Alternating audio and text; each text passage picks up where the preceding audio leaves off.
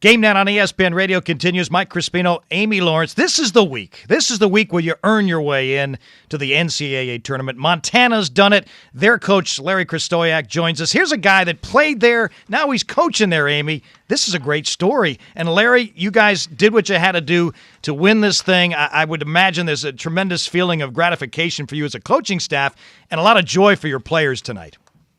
Well, it's unbelievable. We came out and were really sluggish in the first half. We only scored 21 points, and it wasn't looking like things were going the Grizzlies' way. And we regrouped at halftime and ended up being in the dogfight right down to the stretch. But it's March. It's a special time of year, and we're just thrilled to be a part of it.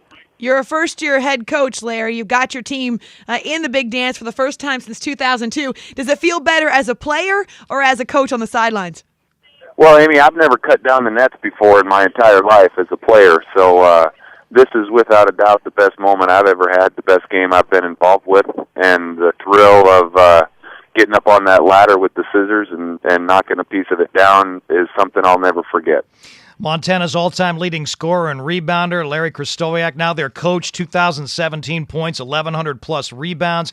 Larry, you had a year coaching in the CBA prior to this.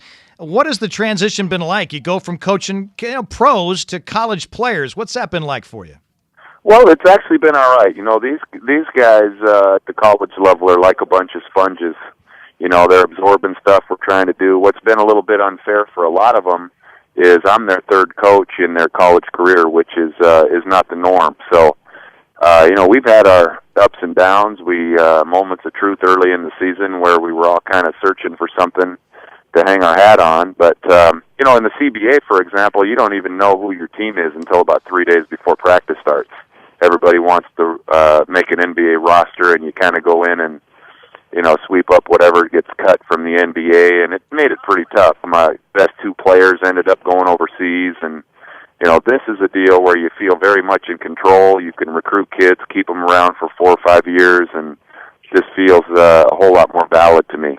The Montana Grizzlies, the 14th team to punch their dance card for the NCAA tournament, knocking off Weber State by 2, winning the Big Sky Conference. Now, America is going to have to know a little bit about Montana basketball, so give us a couple of those Grizzlies that we should keep an eye on. Well, Kamar Davis was our only senior on the roster this year. He was the MVP of the tournament from Milwaukee, Wisconsin, since we were on the Midwest topic.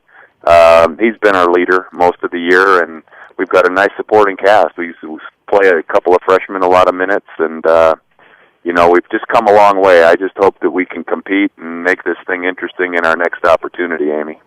Larry, 10 years on the NBA level. Now you coach on college level. How much do you tell your players about that NBA experience while you coach them?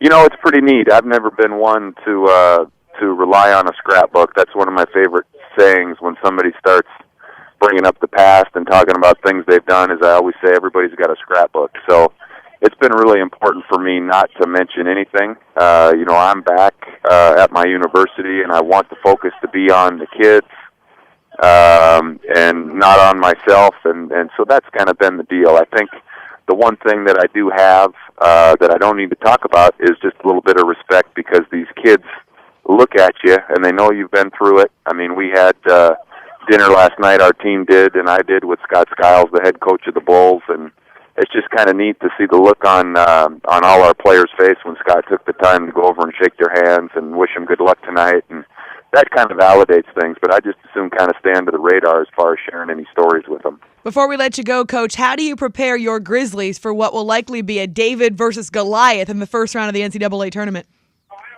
Well, that's a great question, Amy. I just, number one, you check to see who you're playing. You try to find a little crack in their armor somewhere and maybe head in that direction. We got to have a game plan. We're looking forward to Selection Sunday and sitting around as a team together, and we'll just kind of enjoy the next couple of days and cross that bridge when we get to it.